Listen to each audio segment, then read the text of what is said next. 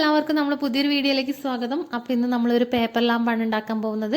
അപ്പോൾ ആദ്യം തന്നെ കുറച്ച് ഫെവിക്കോൾ എടുത്തിട്ട് അതിൽ കുറച്ച് വെള്ളം ഒഴിച്ചിട്ട് നീട്ടി കൊടുക്കുന്നുണ്ട്. അടുത്തതായിട്ട് നമുക്ക് വേണ്ട കുറച്ചധികം ടിഷ്യൂസാണ്. അപ്പോൾ ടിഷ്യൂസ് നമ്മളിതുപോലെ ചെറിയ കഷ്ണങ്ങളായിട്ടൊന്ന് കട്ട് ചെയ്ത് കീറി കൊടുക്കുന്നുണ്ട്. അപ്പോൾ പിന്നെ വേണം നമുക്ക് ബലൂണാണ്.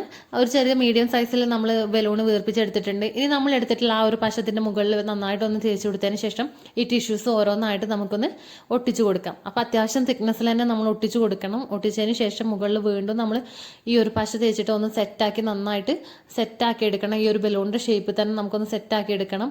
അപ്പോൾ ഞാൻ ഒരു ഭംഗിക്ക് വേണ്ടിയിട്ട് കുറച്ച് കളർ ഡോട്ടുകൾ പോലെ നമ്മൾ കളർ പേപ്പർ കട്ട് ചെയ്തത് അതും കൂടെ ഒന്ന് ഒട്ടിച്ചു കൊടുത്തിട്ടുണ്ടായിരുന്നു. ഇത് നന്നായിട്ട് ഉണങ്ങിയതിന് ശേഷം നമുക്ക് ഉള്ളിലുള്ള ആ ഒരു ബലൂൺ റിമൂവ് ചെയ്ത് കൊടുക്കാം.